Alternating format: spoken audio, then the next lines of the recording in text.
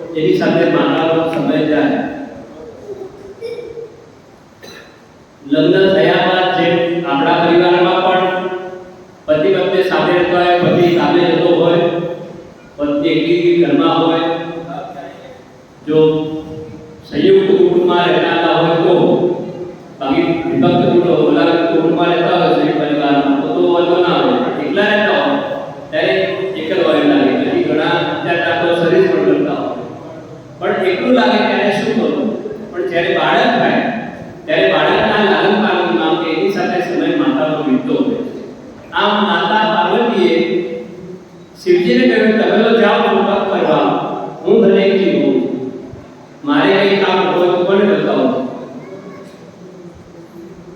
અને મારી સાથે બધી રીતે અનુકૂળ બને વિશ્વાસ પાત્ર એવું બાળક હોય તો સારું બને. ત્યારે શિવજીએ મંત્ર આપ્યો અને કહ્યું કે જ્યારે તમારી ઈચ્છા હોય તો માટીની મૂર્તિ બનાવી અને આ મંત્રનો ઉચ્ચાર કરીને જલ છાંટજો તો એમાંથી બાળક તમને જેવો જોઈએ તમારે અનુકૂળ તમારો આજ્ઞાકારી બાળક મળશે. આમ કહીને શિવજી ગયા. અહીં માતાજી કામકાજમાં વ્યસ્ત હતા. ફરીથી જ્યારે એકલા થયા એટલે કહ્યું કે હવે મંત્ર આપ્યો છે તો આપણે બાળક ઉત્પન્ન કરીએ અને મારે સ્નાન કરવા જેવું છે. હવે ત્યાં તો કંઈ પર્વતમાં કંઈ દરવાજા કંઈ ઊંડો હતું નહીં, કોઈ સગવડ હતી નહીં, ખુલ્લું હતું બધું. તો એક સંરક્ષણ રક્ષા કર્યું બાળકને મંત્ર થકી ઉત્પન્ન કર્યું.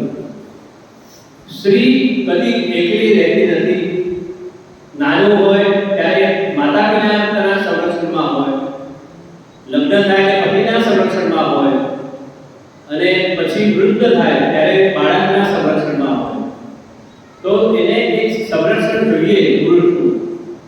માતા હોય, દીકરો હોય, પતિ હોય, પિતા હોય, કે જે રીતે.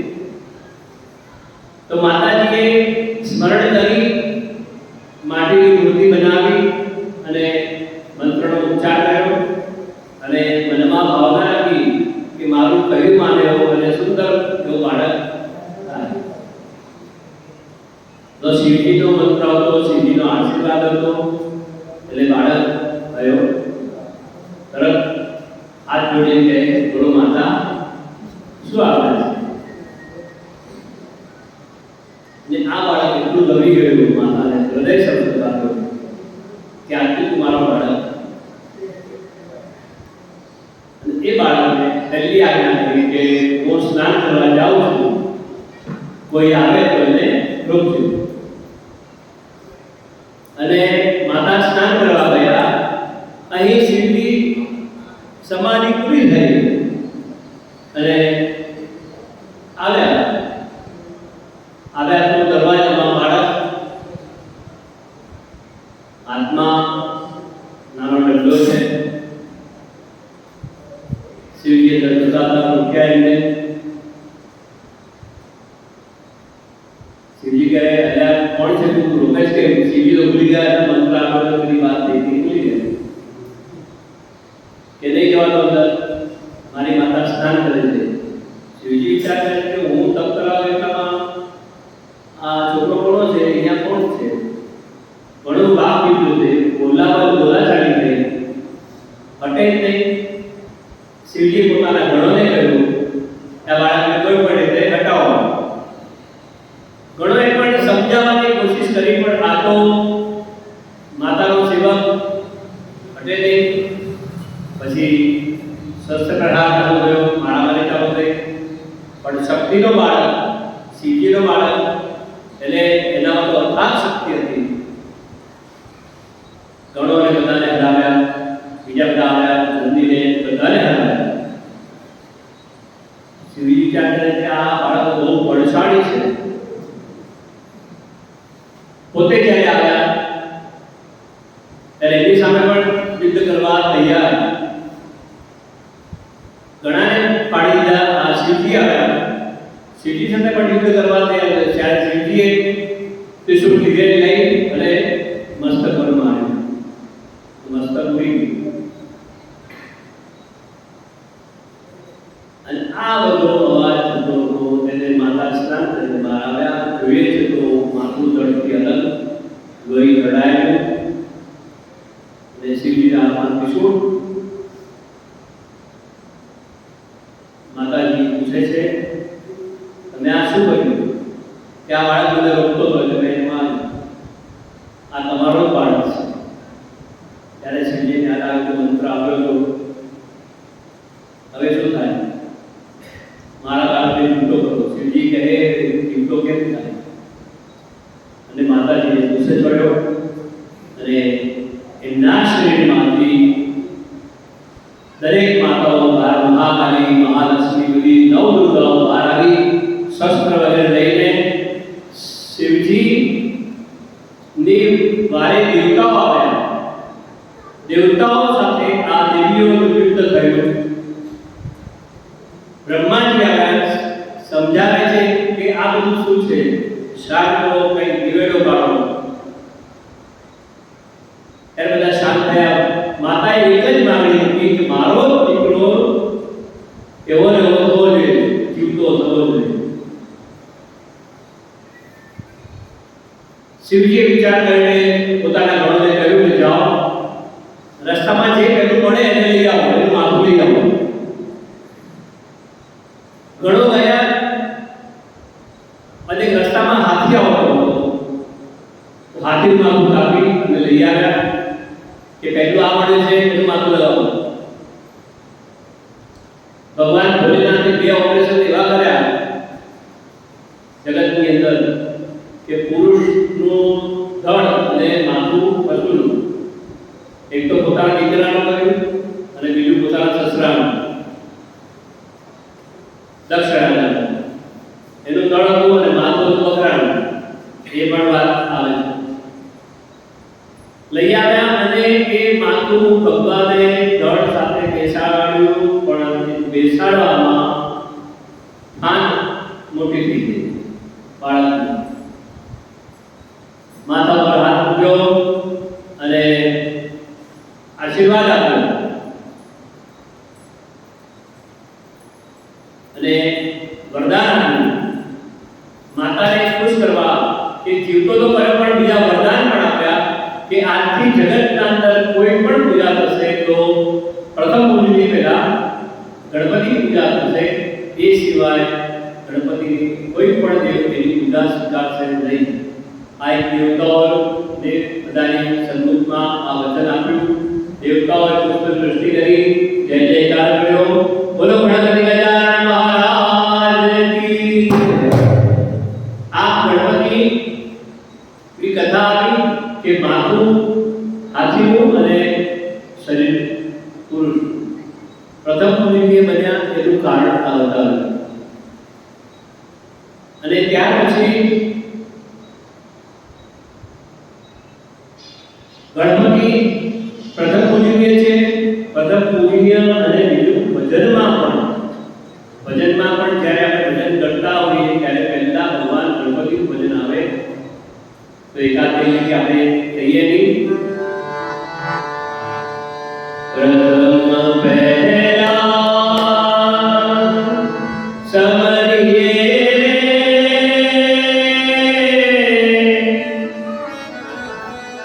સ્વામી તમને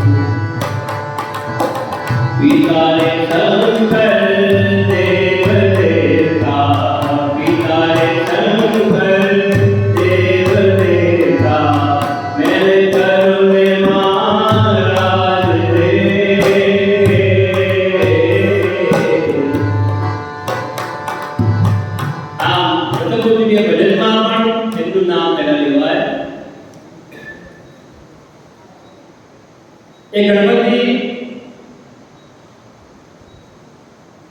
બધાને વાહન છે. મારે વાહન, માતાજીને સિંહનું વાહન હતું, ભાઈને કાર્તિકભાઈને મોરનું વાહન હતું, શિવજીને બળદ નંદી હતો. તો ગણેશ માટે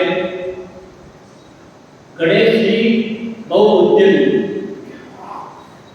જેમ આપણે કોઈ પણ કાર્યમાં ગણપતિ પૂજા કરીએ છીએ કે ગણપતિનું નામ લઈએ ને, વિઘ્નેશ્વરાય વરદાય સુરપ્રિયાય લંબોદરાય જગદાય જગદાય, તો ગણપતિ વિઘ્નહર્તા છે.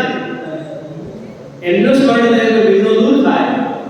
તો એ ગણપતિ ઉદ્યમી છે, કાર્યશીલ છે, પ્રવૃત્તિમાં રહેવાવાળા. તો એમનું વાહન પણ એવું એમને પસંદ કર્યું પ્રવૃત્તિવાળું, જે કદી દોરું બેસી જ ન રહે. નદી હોય ત્યારે દવા હોય ત્યારે જાય બાકી લે છે, મોરને પણ જ્યારે જવું હોય ત્યારે જવું. અને આ માતાજીનું વાહન સિંહ, અને આ ગણપતિનું વાહન મૂષક ઉંદર. તમે ઉંદરને ક્યાંય બેઠેલો જોયો, સૂતો જોયો?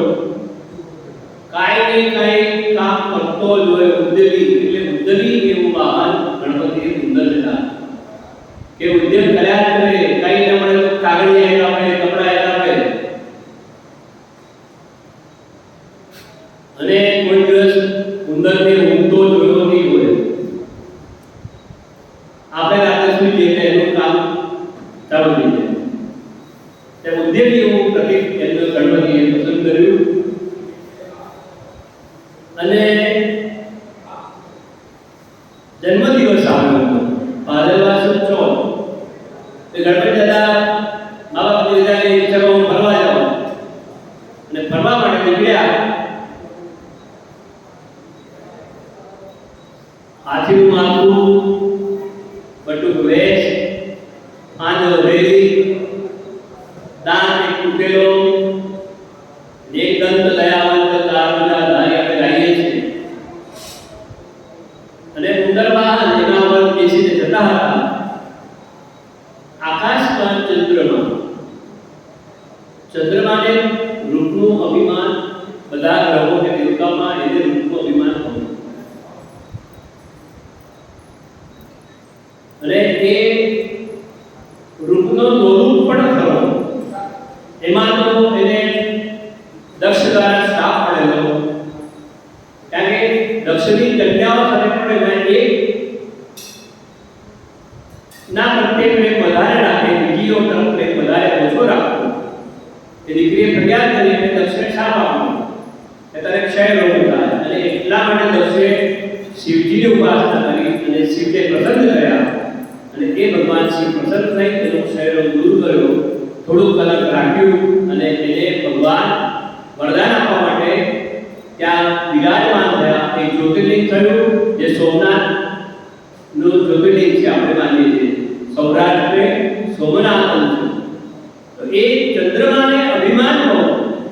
એને આ ગણપતિને જતા જોઈને હસવા લાગ્યો. થોડી વાર તો ગણપતિએ સહન કર્યું, પણ ફરી થોડા આગળ ગયા એટલે ફરીથી હસવા લાગ્યો.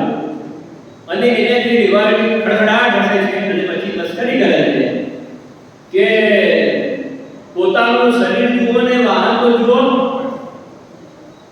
મોઢું જુદું, પેટ જુદું, શરીર જુદું ને આ વાહન જુદું. આમ કહીને ખડખડાટ મસ્કરી કરવા લાગ્યો. અને પોતાનો જન્મદિવસ છે એ દિવસે આવું થયું એટલે ગણપતિને ક્રોધ આવ્યો. ક્રોધમાં કહ્યું તને તારા રૂપનો અભિમાન છે ને, જા તારું મોઢું જોશે ને એને કલંક પ્રાપ્ત થશે. આ શાપ મળ્યો. દરિયામાં છુપાઈ ગયો.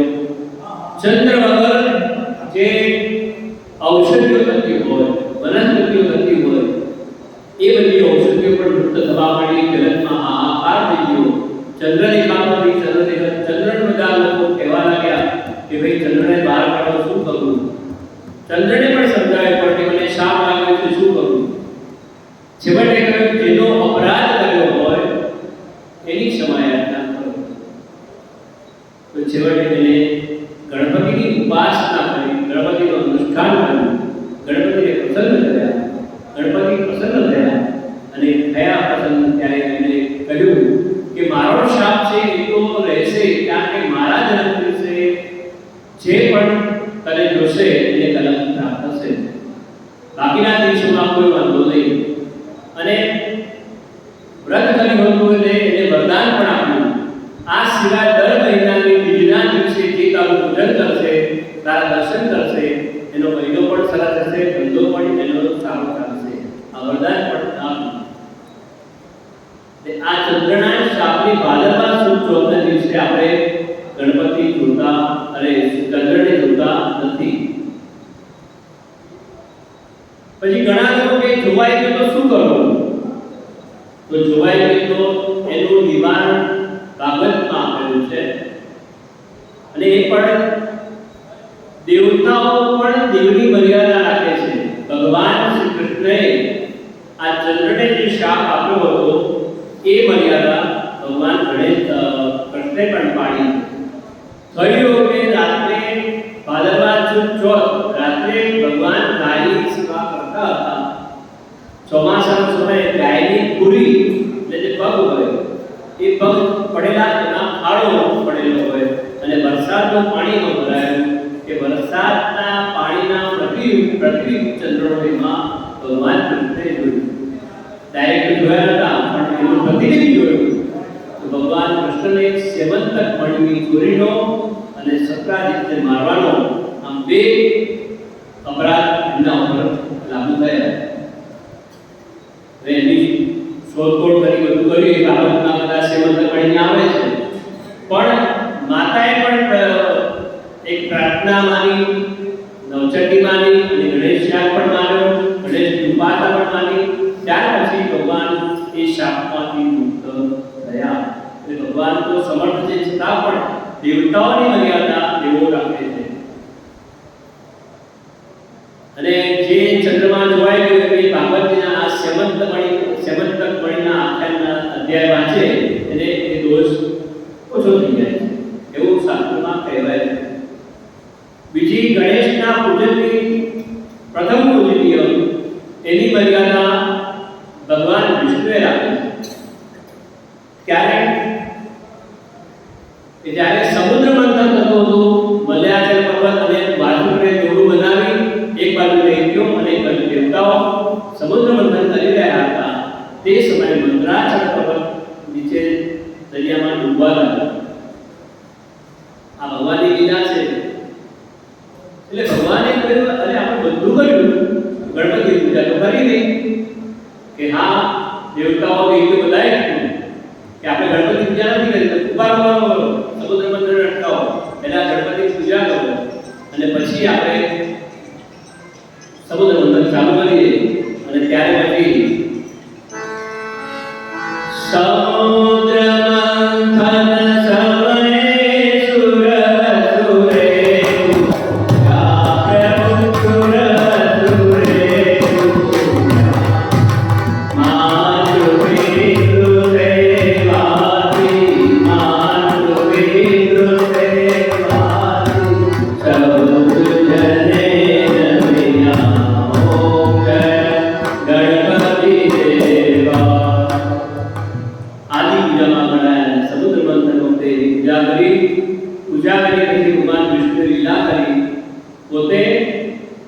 એક અવતાર ધારણ કર્યો કાચબાનો, કચ્છપ અવતાર. અને એ પોતે મંદરાચલ નીચે પોતે કાચબો થઈ અને પીઠ ઉપર મંદરાચલને ધારણ કરી દીધો અને આ રીતે સમુદ્ર મંથનનું કામ ચાલ્યું. તો દેવતાઓ પણ મર્યાદા રાખે છે. અને આગળ બીજી કથા કહીએ એમાં તો માતૃ પિતૃ સેવાથી સૌ પૂજને દુનિયા ઘટના બને છે લગ્ન કરવાની. ગણપતિ કહે છે કે મારે લગ્ન કરવા છે, કાર્તિક કહે અમારે પણ લગ્ન કરવા છે. હવે અહીંયા કૈલાસ પર્વત પર રહીને છોકરીઓ બીજનને માટે ક્યાં ગોતવા જાય? ક્યાં કઈ છોકરીઓ હશે? ભગવાને વિચાર કર્યો ઊંડો અને કહ્યું કે તમે બે જણામાં પૃથ્વીની પરીક્ષા પ્રદક્ષિણા કરવા જાઓ, નાના મોટા સવાલ નથી. જે પહેલા પૃથ્વીની પ્રદક્ષિણા કરીને આવશે એના પહેલા લગ્ન થશે, જે બીજો આવશે એના બીજા લગ્ન થશે. કબૂલ છે કે હા કબૂલ છે? અને કાર્તિક તો કબૂલ છે કુર્તા સાથે મોરલા પર બેસીને રવાના પ્રદક્ષિણા કરવા પૃથ્વીની. હવે ગણપતિ કે મારું વાહન વૃષભ, મારું શરીર સ્થૂળ, હું પ્રદક્ષિણા કરીને ક્યારે આવી રહીશ? કે કાર્તિકના ઘરે છોકરાના ઘરે છોકરા થશે ત્યારે પાછા આવી રહીશ. એટલે ગણપતિ દાદાએ શાસ્ત્રનું અધ્યયન કરેલું અને એને શાસ્ત્રનો વિચાર કર્યો. હંમેશા માણસ કોઈ પણ સમયે મૂંઝાય ને તો એક સરળ રસ્તો 5 કે 10 મિનિટ શાંતિ રાખે અને વિચાર કરે. એમાં પણ કોઈ તમને સારો વિચાર આવે, એમાં સદગુરુનું કે ગુરુનું કે માતા પિતાનું સ્મરણ કરે કે આપણા ઈશ્વરીય ગુરુ 10 મિનિટ શાંતિ રાખે તો એને ભગવાન સારો વિચાર કે વસ્તુનો નિવેડો આપે જ છે. શાસ્ત્રનો સદુપયોગ ગણપતિ કરે છે કે શાસ્ત્રમાં એમ લખ્યું છે માતા પિતાની પૂજા કરે, સેવા કરે એને પૃથ્વીની પ્રદક્ષિણાનું પુણ્ય મળે. ગણપતિએ કહ્યું કે તમે બીજા બેસો બાજુમાં. અરે કે ગણપતિ તારે મોડું થતું, કાર્તિક તો નીકળી ગયો કારણ ના ના હું જાઉં છું, ચિંતા નહીં કરો. બેસાડે જઈને બધી પૂજા કરી, પૂજા કરી અને પછી પ્રદક્ષિણાની 1 2 3 4 5 6 7 પ્રદક્ષિણા કરી પગે લાગ્યા, દંડવત કરી અને કહેવાય મારું લગ્ન કરો. ભોલાનાથ કે અલ્યા તારે પ્રદક્ષિણા પૃથ્વી કરવાની બાકી છે. હા બાકી છે, પણ હું એક પૂછું છું કે શાસ્ત્રમાં પ્રમાણ છે માતા પિતાની પૂજા કરે એની પ્રદક્ષિણા કરે એને પૃથ્વીની પ્રદક્ષિણાનું ફળ મળે કે હા? તો પછી મેં તો 7 કર્યું. તો બુદ્ધિમતામ વરિષ્ઠમ, બુદ્ધિમાં પણ આગળ હતા ગણપતિ. અને ઓલું ભજન છે ને એમાં કે ઘરમાં કાશી ઘરમાં મથુરા, ઘરમાં કાશી ઘરમાં મથુરા, ઘરમાં ગોકુળિયો ગામ રે, મારે નથી જાવું,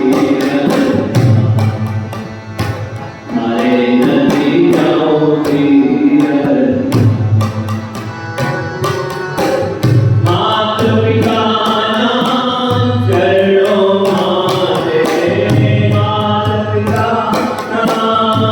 જાવું.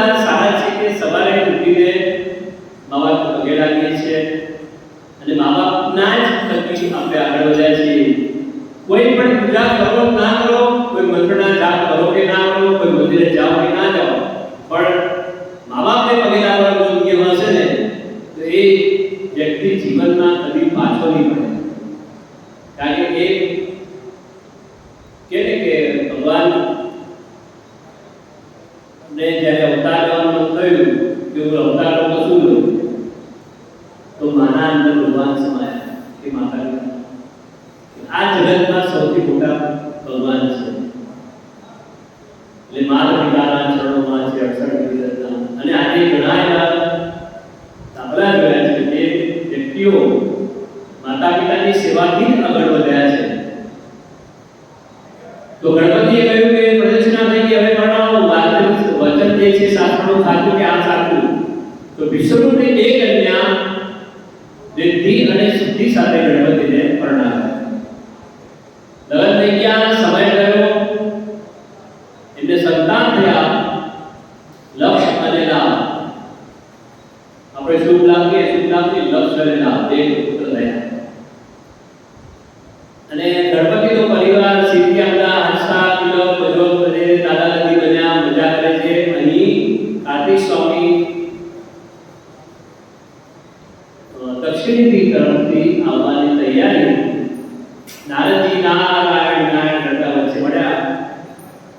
કેમ છો પ્રદક્ષિણા? કે હા, અડધી થઈ ગઈ છે, હવે થોડી કેટલા દિવસ હવે કૈલાસ જવું એટલી વાર જઈએ એટલે લગ્ન થઈ જશે. આ મનમાં આકાંક્ષા હોતી એમને પણ. નારદજી કે કઈ સમાચાર જાણવા છે? કે હા બોલો, કૈલાસના શું સમાચાર છે? બસ કૈલાસમાં શિવજી, પાર્વતી, ગણપતિ, રિદ્ધિ સિદ્ધિ, લક્ષના બધા મજા કરે છે. અરે આ બધા નામ કોના ગણાવે? તમારા પરિવાર. તો ગણપતિના લગ્ન થઈ ગયા, બે પત્નીઓ છે, બે દીકરાઓ છે, દાદા દાદી રમે છે બધા જોડે. તમે તો પ્રદક્ષિણા કરતા કરો છો. અને આ સાંભળીને કાર્તિકેયને લાગ્યું ખરાબ. અને કોઈ પણ બીજી વાત જાણ્યા વગર, કોઈ પણ જાતે તપાસ કર્યા વગર માતા પિતા ઉપર સંદેહ કર્યો અને કહ્યું કે હવે, અને પ્રતિજ્ઞા પણ કરી દીધી કે મારી સાથે આજે છળ કપટ કર્યું છે, તો હવે જિંદગીભર હું લગ્ન નહીં કરું. અને ત્યાં જ ભગવાન સ્થિર રહ્યા હતા દક્ષિણમાં. અહીં ઘણો સમય થયો, પણ કાર્તિક સ્વામીનું કોઈ વાળ પડી નહીં. અને શિવજીએ ધ્યાન કર્યું, ખબર પડી કે કાર્તિક રિસાઈને ત્યાં રહ્યા છે. શિવ પાર્વતી મનાવવા માટે ત્યાં ગયા, પણ કોઈ રીતે કાર્તિક સ્વામી માનાની વાતનો ખુલાસો થયો છતાં પણ આવ્યા નહીં. હવે હું અહીંયા રહીશ અને બ્રહ્મચર્ય પાડીશ અને જગતના કલ્યાણ માટે તપ કરીશ. આમ કાર્તિક સ્વામી ત્યાં રહ્યા. અને ત્યાંના લોકો આજે એમને અય્યપ્પા સ્વામી તરીકે પૂજા કરે છે. ઘણા લોકો દર્શન કરવા પણ જાય છે અય્યપ્પા સ્વામીના. અને ત્યાં કુંવારી કન્યાઓ એમનું વ્રત પણ કરે છે અને એમનું સારું ઘર મળે એના માટે પણ કાર્તિક સ્વામીની ઉપાસના કરે છે. તો આ થઈ શિવ પરિવારની વાત.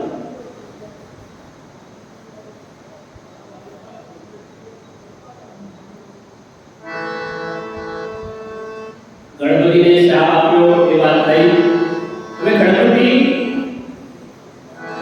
ને પૂજામાં શું પસંદ છે એની વાત કરીએ તો દુર્વા પસંદ છે. ગણપતિને આસન તરીકે કે ચડાવવા તરીકે દુર્વા ચડાવીએ, જાસૂદનું ફૂલ ચડાવીએ એને પસંદ છે.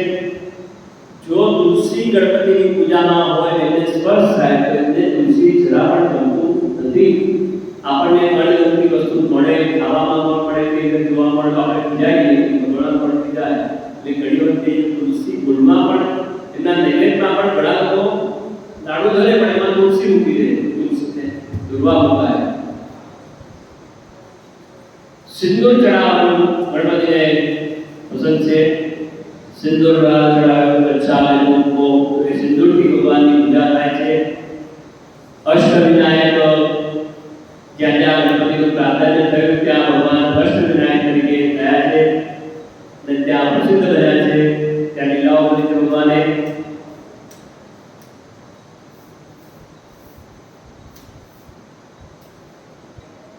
ત્યારબાદ ગણપતિ અને કાર્તિક સ્વામી જગતના કલ્યાણ માટે કાર્તિક સ્વામી તપશ્ચર્યા કરે છે. ગણપતિ પ્રથમ પૂજ્ય બન્યા એટલે બધાને આશીર્વાદ આપી અને એ કરે છે. ગણપતિના અનુષ્ઠાન જેવા કે ગણપતિ અથર્વશીર્ષ, ગણપતિ દ્વાદશ જ્યોતિ, દ્વાદશ નામ અને ગણેશ કવચ, આની મહત્તા અને કરુણ મોચન ગણેશ સ્તોત્ર છે, એની મહત્તા છે કે એ કરવાથી ગમે તેવું હોય તો એ એવું હોય કે ગણપતિના પાઠ એ મંત્ર કરવાથી એ કાર્ય સિદ્ધ થાય. અને ગણપતિ સ્તોત્ર જે છે, વિદ્યાર્થી લભતે વિદ્યા, ધનાર્થી લભતે ધનમ, પુત્રાર્થી લભતે પુત્રાન, મોક્ષાર્થી લભતે ગતિમ. તો આ ચારે વસ્તુ આપવાવાળી છે અને એના પ્રત્યક્ષ દાખલાઓ પણ આપણે જોતા હોઈએ છીએ. વધારે વાત કરીએ તો ગણપતિ અથર્વશીર્ષની વાત કરીએ તો ગણપતિ અથર્વશીર્ષમાં યો દુર્વાન પુરૈયતિ સર્વૈ સર્વણો મમો ભવતિ. દુર્વા ગણપતિના 1000 નામથી કે એક અથર્વશીર્ષ બોલે અને એક દુર્વા ચડાવે તો એનાથી વૈષ્ણવમાં એની ગણતરી થાય કે એટલે વૈષ્ણવ એટલે આજે શ્રીમંતોમાં એની ગણતરી થાય. જો લાજનેથી શેષોવાન ભવતિ, યશની પ્રાપ્તિ જેને જોઈએ એ લાજા ચડાવે. જો મોદક સહસ્રેણ યજતિ સમાચિત ફલમવા મૂર્તિ. અને 1000 કાળનો એક અથર્વશીર્ષ બોલીને લાડો આપણે ઊંઘીએ એવા 1000 કાળનો હોમ કરીએ તો કોઈ પણ ધારેલી ઈચ્છા આપણી પૂરી થાય છે, સદન ઈચ્છા પૂરી થાય છે. અને એના તો તમે દાખલા જુઓ તો ઘણા દાખલા છે. અમારા પોતાના 50 સો દાખલા એવા હશે. અમે પોતે કરેલું હોય અથવા કોઈ યજમાનનો સંકલ્પ કરેલો હોય ત્યારે ગણેશ જાપ કરી તો એનું કાર્ય સિદ્ધ થાય છે. અને ગણપતિ અભિષેચતી સ્વાગમી ભવતિ. જેને વાચાળ કરવું છે, બોલવાવાળો બુદ્ધિશાળી કરવું છે, એ ગણપતિ પર સળંગ અથર્વશીર્ષના 1000 અભિષેક કરે. એ સિવાય પણ એવા અનુભવ છે કે કોઈ કાર્ય તમારું અટક્યું હોય, કોઈ વ્યક્તિ ખોવાઈ ગઈ હોય, ભાગી ગઈ હોય તો એને પણ જો પાછી બોલાવી હોય તો ગણપતિના અભિષેક 1000 કરવાથી એ વ્યક્તિ ગમે ત્યાં હોય એની વેળે પોતાના ઘરે પાછી આવી જાય છે. ઝઘડો કરીને ગઈ તો પણ એનું સમાધાન થઈ જાય છે. અને જે અભિષેક કરે છે એ વાચાળ કરે છે. આવું ગણપતિના અથર્વશીર્ષનું ફળ છે. અને એમાં ગણતરી એવી હોય છે કે એક પાઠ હોય તો વર્ષ સુધી સાથે કરવો અને બધાએ કરવા હોય તો વર્ષ સુધી છેલ્લે કરવી તો એ ફળનું પાઠનું ફળ મળે છે. આસન વિના ગણપતિનો પાઠ કરવો નહીં. ગણપતિને પાઠ કરો એટલે નૈવેદ્યમાં મોદકનું નૈવેદ્ય ધરવું એવું ખાસ કહેવું છે.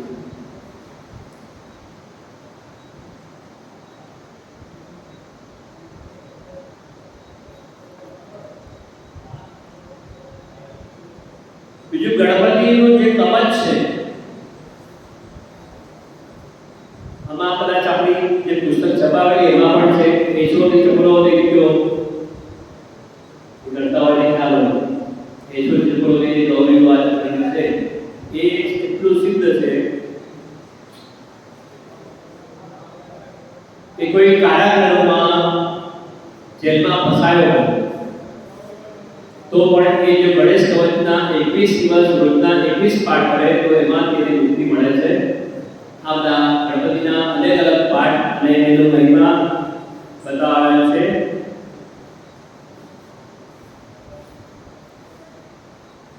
હવે છેલ્લે આપણે ગણપતિની સ્તુતિ કરી લઈએ અને કાર્યક્રમ પૂરો કરીએ.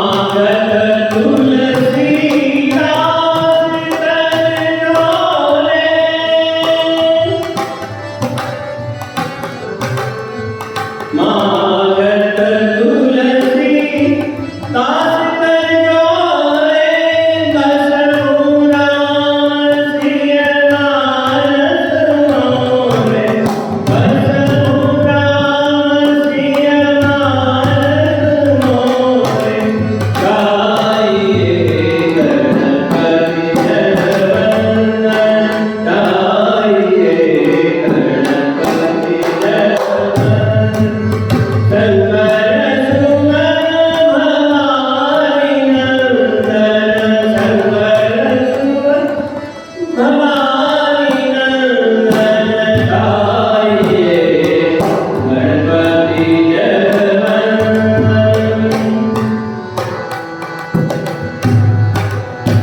विघ्नेश्वराय वरदाय सुरप्रियाय लंबोदराय सकलाय जगत्पिताय नारायणाय सुधीर्घविभूषिताय गौरीसुताय गणनाथ नमो नमस्ते लंबोदरमस्तुभ्यं सर्वमोदप्रिय निर्विघ्नं कुरु मे देव सर्वकार्येषु सर्वदा ॐ गं गणपतये नमो नमः सिद्धिविनायक नमो नमः अष्टविनायक नमो नमः गणपति बाप्पा मोरया ॐ गं गणपतये नमो नमः सिद्धिविनायक नमो नमः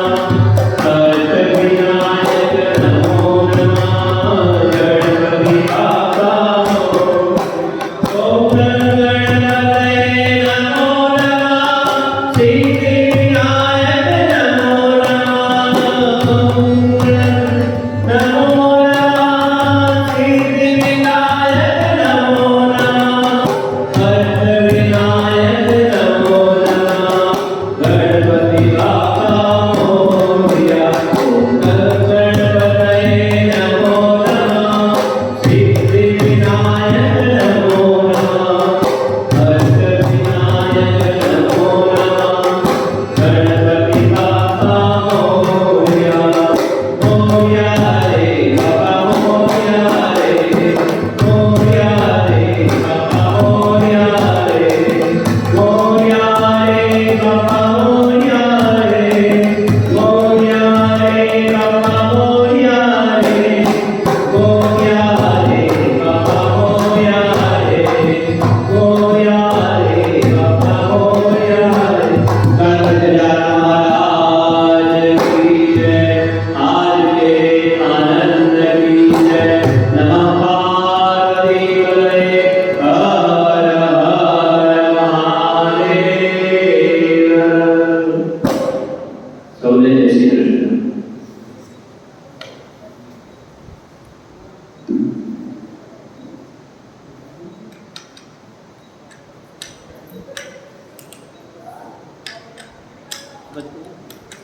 मोबाइल बंद कीजिए।